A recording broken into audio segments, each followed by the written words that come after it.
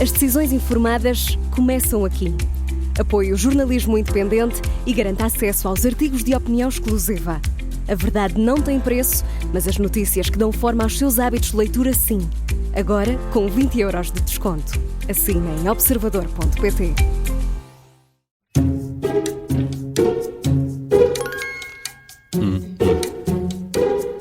E quando ouvimos esta música, não engana. Vem aí a Comissão de Inquérito das Manhãs 360. Hoje é a nossa convidada Ana Mendes Godinho, antiga Ministra do Trabalho, Solidariedade e Segurança Social, atualmente deputada do PS na Assembleia da República. Muito bem-vinda, seja bem-vinda aqui à Rádio Observador. Bom dia. Olá, bom dia. Isto é aqui um ambiente um bocadinho assustador, eu espero que... Assustador? Sim, mas eu acredito que vão ajudar muito a resolver este enigma. Sabe como é que funciona a Comissão de Inquérito? Já vi outros passarem por esta prova tão difícil. Esta mas prova de cá fogo, está, não é? cá está. Vamos só recordar como é que funciona. Ao todo são 5 perguntas. Por cada resposta certa recebe 5 pontos. Se tiver a ajuda do público, que somos nós, recebe 2 pontos. E por cada resposta errada, 0. E posso escolher um público selecionado Não, ou tenho que aceitar, tenho que aceitar os 4 em conjunto? Tem que se sujeitar àquilo que temos por aqui. Muito bem. E vamos a isto. Vamos lá. A primeira pergunta, esta é de caras para quem foi Ministra do Trabalho. Em 2022, qual a percentagem na diferença salarial em Portugal entre homens e mulheres? Bem, eu posso dizer-lhe que é uma das grandes conquistas que nós temos em Portugal, de facto, é a participação ativa das mulheres no mundo do trabalho. Mas, dito isto, a verdade é que 50 anos depois do 25 de Abril, nós ainda temos uma diferença salarial de cerca de 12%. Vou-lhe dizer, há várias fontes, mas 12%, nós tínhamos 16% em 2015, 12% em 2022. Ainda não temos os dados fechados de 2023, mas eu espero que tenhamos a capacidade de acelerar. É fundamental porque não temos tempo. Se demorássemos o tempo que temos demorado desde os 50 anos do 25 de Abril, ainda nos faltaria muito. Significa que neste momento nós mulheres já estamos a trabalhar gratuitamente para os homens. Desde a semana passada. É isso mesmo, claro. Mas está certa a resposta, 12,5%. Muito bem. Vamos considerar, claro, certa. Porquê é que ainda existe esta disparidade? Já percebi que vamos no bom caminho, mas nos próximos anos é possível inverter, de facto, este fosso que existe ainda? Quando lhe digo que vamos no bom caminho, de facto é porque se tínhamos em 2015 16%, e neste momento 12%. Para 12%. O caminho eu acho que é verdadeiramente, nota-se que estamos a conseguir, por um lado, uma muito maior participação das mulheres no mercado de trabalho. Significa que hoje em dia a taxa de participação, a percentagem de mulheres que trabalham ativamente é idêntica à dos homens. O que é ainda perverso e estranho é que, nomeadamente se olharmos para o nível de qualificações, neste momento até as mulheres presentes no mercado de trabalho até têm qualificações superiores. É olhar para o universo no ensino superior. Onde basta ver isso, o que mostra ainda quão iníquos são estes números. E quando pensamos, por exemplo, na administração pública, em professores, médicos, a percentagem de mulheres é cada vez maior. E sendo os salários até superiores nessas áreas, como é que se explica depois? Significa que nós ainda temos muitas mulheres, nomeadamente com o salário mínimo nacional. Se nós pensarmos nas atividades do cuidado, nas atividades dos setores da limpeza, ainda são atividades onde as mulheres têm uma grande presença e onde também temos um grande problema associado a isto, que é a precariedade. Ou seja, as mulheres têm uma taxa de precariedade superior, inclusivamente à dos homens, o que é completamente inaceitável. Resulta certamente de muitos fatores históricos, maternidade, muitos fatores culturais, não da maternidade, até muitas vezes mais associado à própria o acompanhamento das mulheres de tudo o que é de tudo que são as questões familiares, às vezes até acompanhamento enquanto cuidadoras. E por isso, número 1, o que é que nós temos que garantir? Cada vez mais uma igual partilha nas responsabilidades familiares entre homem e mulher. Tenho o orgulho de termos lançado pela primeira vez uma licença parental que só é possível gozar se mulher e homem a gozarem. Significa uma licença a tempo parcial que permite que os pais possam acompanhar os filhos até 1 ano se a mulher e o homem gozarem de forma igual. E, portanto, isto dá uma forma de forçar muitas vezes a história, porque se estivermos à espera que a rotina seja o processo natural, não chegaremos lá. Deixe-me dar só um exemplo, que eu acho que é um exemplo engraçado, também do qual me orgulho. Quando eu cheguei ao Ministério do Trabalho, a grande maioria dos trabalhadores no Ministério do Trabalho são mulheres. também fruto de cada história, não é? Muita atividade ligada às atividades sociais, atividades relacionadas com a assistência social. Mas a maior parte dos trabalhadores eram mulheres, mas a maior parte dos dirigentes eram homens. O que eu lhe pergunto, como é que isto é possível? Claro. Tenho orgulho, quando saí do Ministério, a proporção de mulheres em cargos dirigentes era exatamente igual à proporção de mulheres como trabalhadoras. E, portanto, isto significa que é preciso intervenção. Não basta esperar que o tempo decorra, porque se estivermos à espera vamos durar sociais muito bem. Vão avançando. E por isso é que acredito que tem que haver medidas de discriminação positiva nestas coisas e tem que ser mais radical muitas vezes para conseguir algumas mudanças. Nomeadamente, tenho que dizer, com a gratuidade das creches. A gratuidade das creches é outra das medidas que eu acredito que é verdadeiramente libertadora das mulheres para uma real participação em condições de igualdade no mercado de trabalho. Muito bem. 5 pontos. Já começou com o pé direito. Pronto. E com uma grande Eu gosto segurança. mais do esquerdo, mas não tem mal. Vamos agora a um tema... Vamos a um tema que está de alguma forma relacionado com isto, tem a ver com a segurança social, obviamente. Salários e segurança social têm uma ligação muito íntima, para lhe perguntar em que ano foi criado o fator de sustentabilidade. Ui, isso é que já é mais difícil. Criado, houve uma lei, um decreto-lei, mas lembra-se qual foi o governo? Não, isso claramente. E o ministro. Vieira da Silva, Exatamente. Não tenho dúvidas nenhuma. Então foi logo ali no início desse período de... Tem que me ajudar. 2000. Espera aí, 2000? Não. Estamos a falar do governo de José Sócrates, sim, não é? 2006. Começou 2006. Em 2007. Pronto. Obrigada pela ajuda.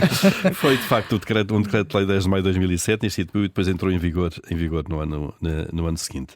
É aquele, já agora, para quem nos está a ouvir, são aqueles cálculos que são feitos que adaptam a evolução da esperança de vida basicamente à idade de reforma. Sim, que permitiu de alguma forma que Portugal seja, aliás, um dos exemplos neste momento do ponto de vista de capacidade do sistema ter demonstrado a sua sustentabilidade. Certo. E que hoje em dia, aliás, é identificado pela OCDE como um exemplo de um sistema que consegue dar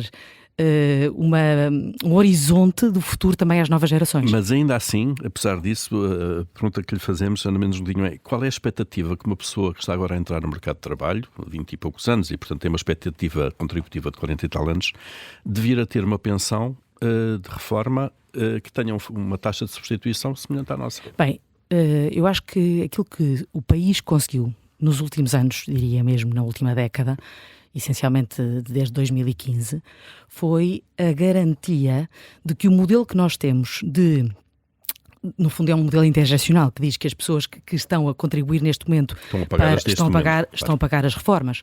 Mas isso significa ao mesmo tempo que nos últimos anos aquilo que ficou demonstrado foi que quando temos uma capacidade de facto de um mercado de trabalho dinâmico com uma taxa de desemprego baixa, lembremos-nos, nós tínhamos uma taxa de desemprego de 12,5% em 2015, neste momento temos 6,4%, com também uma capacidade de aumento dos salários e por isso o acordo de rendimentos e de valorização dos salários, o primeiro celebrado em 2022 foi tão importante e agora, tenho que dizer, renovado também por este governo, que eu acho que é mesmo essencial, é pedra angular de nós garantirmos que temos também como missão coletiva o aumento dos salários.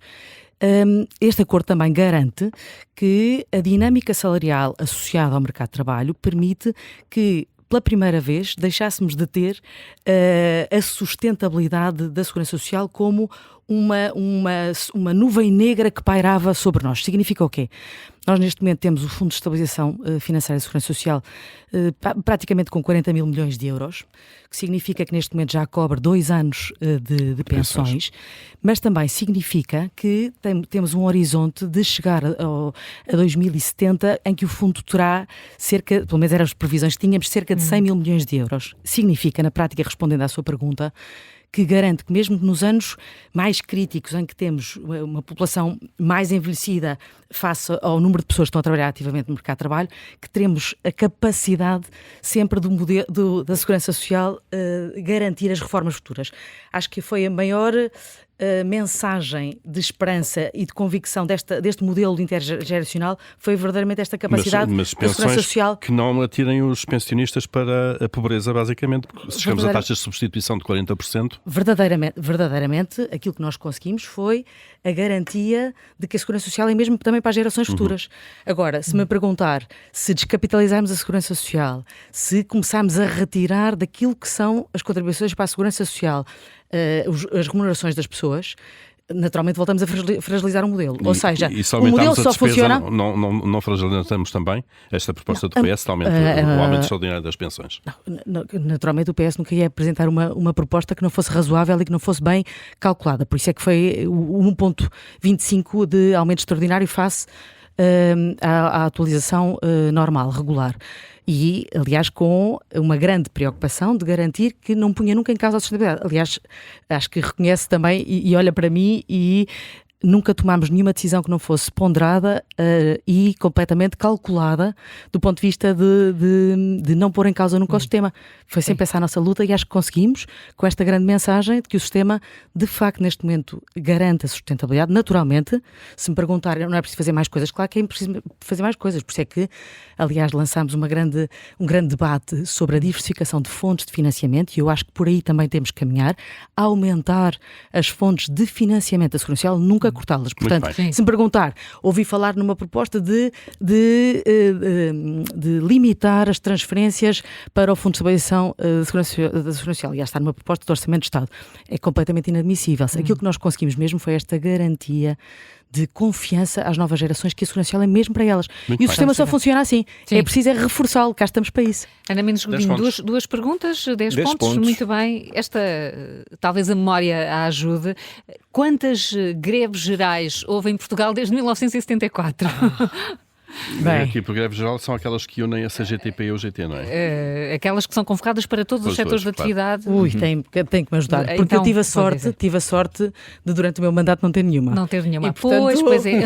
A maioria não foi com governos de esquerda, de facto. Tive essa sorte. Terá havido 10 e participei em algumas. E participei em algumas. 10, 8 ou 12? 10, 8 ou 12. Eu diria... Vai arriscar assim. Vai ter que tirar sem 10, nenhuma 8 convicção. Ou 12, 8. Não, foram 10. Foram 10. Quatro delas uniram de facto a CGTP e a UGT. Muitas delas de facto foram durante o governo da Troika, mas houve outras. E eu participei na rua em algumas delas. Em algumas delas. Hoje o governo está a reunir-se no Ministério das Finanças com os sindicatos da função pública para alterações que diz que são sobretudo administrativas e de gestão, alterações à Lei Geral do Trabalho em Funções Públicas, tornar algumas das normas para, por exemplo, as greves ou as férias mais ágeis. É importante, parece-lhe que é importante adaptar a Lei Geral dos Trabalhadores em Funções Públicas para estes novos tempos? Bem, se me perguntar se as leis do trabalho neste momento deviam ser alteradas, eu diria que acho que fizemos uma grande alteração profunda à legislação do trabalho, nas suas várias dimensões, nomeadamente com a agenda do trabalho digno, e o pior sinal que nós podíamos dar neste momento aos trabalhadores era o retrocesso nos direitos dos trabalhadores. Acho que o mundo está a evoluir exatamente no sentido contrário. Tenho interagido com vários sistemas e mundos a acontecer. Neste momento, a maior discussão no mundo e a maior guerra no mundo infelizmente, independentemente de outras guerras, de outras dimensões que esperemos que se consigam evitar, mas é mesmo a grande luta por talento e a luta por pessoas, por trabalhadores. Portanto, quanto mais nós retrocedermos nestas que são conquistas de sociedade, são conquistas evidentes da sociedade que reconhece que o trabalho tem o seu espaço. Não conhecemos bem as propostas do Governo, mas a ideia será conseguir conciliar férias para não baterem com períodos em que podem faltar mais funcionários públicos, por exemplo. Isso pode ser um retrocesso nos direitos dos trabalhadores? Eu acho que tudo o que seja, neste momento, voltar atrás nas conquistas dos trabalhadores, acho que é um ataque à sociedade e ao modelo social que nós criamos. Quando eu ouço dizer, nomeadamente, que flexibilizar, isso tem a ver também com flexibilizar, que flexibilizar é o caminho, que flexibilizar é o caminho, eu acho que é exatamente o contrário. Ou seja, dito de outra forma, é verdade que cada vez mais é importante as pessoas conseguirem conciliar a sua vida pessoal, familiar e profissional, naturalmente, e isso em diálogo entre os trabalhadores, entre as organizações, evidente. Mas flexibilizar modelos de trabalho é o caminho errado, porque nós já, acho que como país todos percebemos que quanto mais nós tivermos capacidade de valorizar os trabalhadores nas suas várias dimensões, e valorizar significa conseguir encontrar através de diálogo, mas também conseguir garantir que há equilíbrios que muitas vezes tem que ser a própria lei a impor para garantir que, naturalmente, as partes estão em igualdade de circunstâncias que à partida não estão. Mas depois isso tem reflexos na economia. A economia europeia vê-se incapaz de competir com os blocos, como os Estados Unidos e a China. Bem, mas nós, Europa, queremos afirmar como? E eu acho que nós nos queremos afirmar como uma sociedade que valoriza precisamente estas conquistas do ponto de vista da forma como a sociedade se organiza e como valoriza os trabalhadores e valoriza a necessidade dos trabalhadores terem vida além do trabalho, mas que também valoriza a forma como o trabalho garante que a pessoa tem condições dignas para trabalhar e tem condições salariais que permitam que tenha uma vida em liberdade. Acho que isso é este modelo europeu, eu acho que não pode aceitar concessões à base de retrocessos para os trabalhadores. Acho que, aliás, quem nos ouve, acho que reconhece que a forma melhor que nós temos, ou as grandes conquistas dos últimos 50 anos, é mesmo a capacidade dos trabalhadores terem uma voz ativa e terem uma capacidade de afirmar também os seus direitos face, muitas vezes, a interesses económicos que acho que não devem ser esses que nos devem ditar. E, dito isto, trabalhadores valorizados, reconhecidos, são muito mais produtivos, não tenho dúvidas nenhumas. Aliás, o teste que fizemos da semana piloto dos 4 dias mostrou exatamente isso. As pessoas, quanto mais valorizadas, quanto mais conseguirem conciliar a sua vida pessoal, familiar, profissional, mais produtivas são, mais inovadoras são. É isto que a Europa precisa. Aliás, acho que a Europa nos últimos anos foi muito progressista nesta área do trabalho, com novas agendas em cima da mesa, nomeadamente a regulação dos trabalhadores das plataformas, não permitindo que o modelo do trabalho digital seja uma forma de disruptura total da forma como só olhamos para as regras laborais. E acho que essas foram conquistas enormes que eu espero que a sociedade não deixe que volte atrás, porque voltar atrás em que os trabalhadores das plataformas, por exemplo, não têm direitos nenhum só porque são trabalhadores das plataformas ou são invisíveis, acho que é exatamente o caminho que Portugal não precisa. Pelo contrário. E a Europa tem aliás, o pilar europeu dos direitos sociais como aquilo que nos distingue. Vamos ver como é que evolui. Vamos ver. Vamos fazer uma pergunta. Mas também depende de nós, sociedade, exigirmos aquilo em que acreditamos e não deixarmos que o retrocesso mercantil do vil cifrão que só pensa no cifrão e não pensa nas pessoas a tomar conta de nós. Acho que não vamos deixar. Ana Mendes Godinho, vamos a caminho da quarta pergunta. 10 pontos em 15 possíveis. Como é que é ao nível de datas? Sou péssima a nível de datas, mas também conto com a vossa ajuda. Vamos ver. A Santa Casa, através do Departamento de Jogos, é responsável por explorar os jogos sociais, em nome e por conta do Estado. A pergunta é: em que ano começou oficialmente o jogo Totoloto? Não faço a menor ideia. A menor ideia. Não me ajudam? Ajudas? Claro, então, três hipóteses. Vamos a isso. 1985, 1988 ou 1983? Aqui vai ser um pim-pam-pum. Qual é que disse primeiro? 83. Pronto. 88. Não. Qual é que eu disse primeiro? Sim, agora mesmo. 85.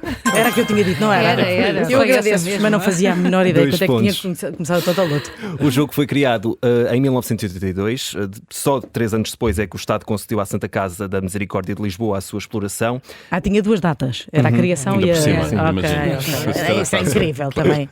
O plano de reestruturação da Santa Casa da Misericórdia de Lisboa prevê atingir rendimentos dos jogos sociais superiores a 200 milhões de euros em 2027 e ainda a criação de novos jogos.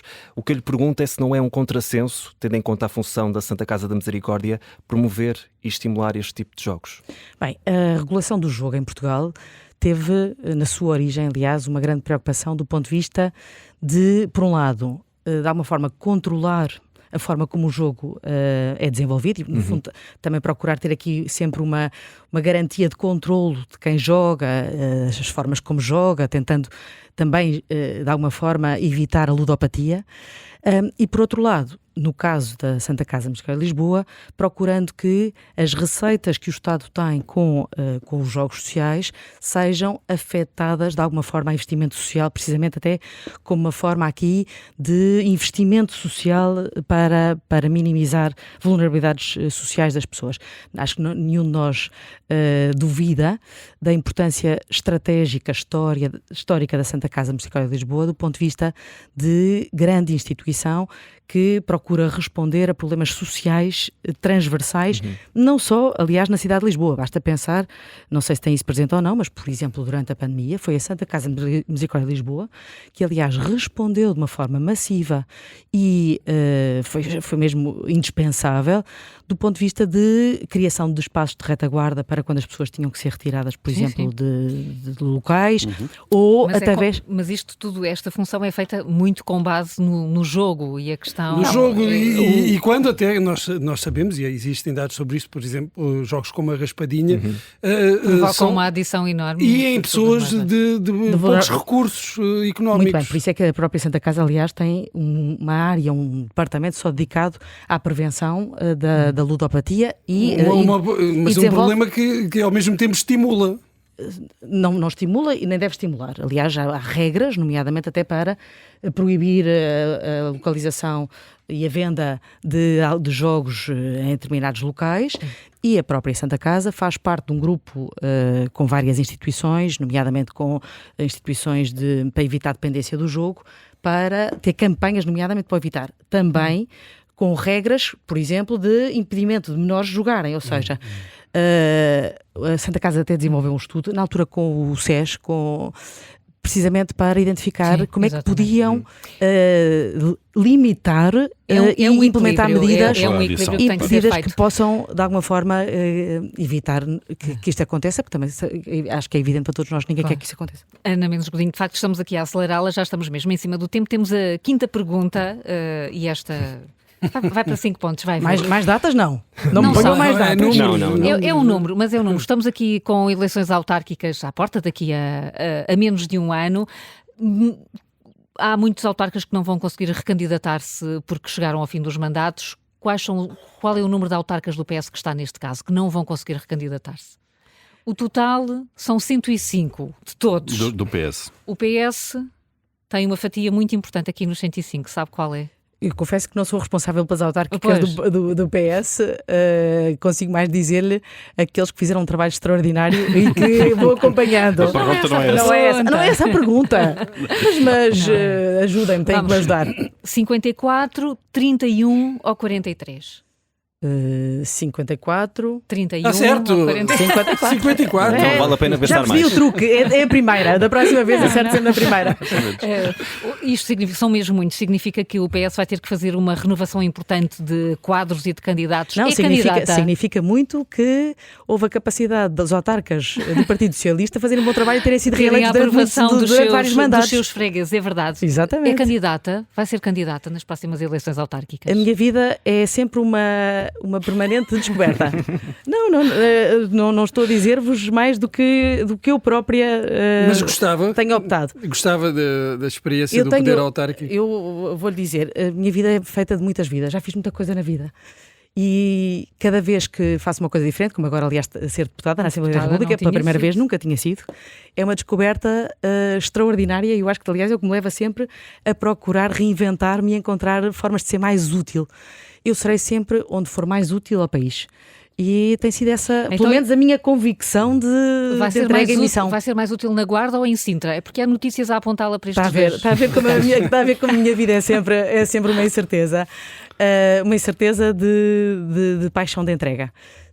Repito-lhe, serei e farei onde for mais útil ao Partido Socialista, naturalmente, até porque tenho este compromisso com o Partido Socialista de acreditar muito nos valores que defendo, mas também onde for mais útil ao país. Tem raízes em Foscoa.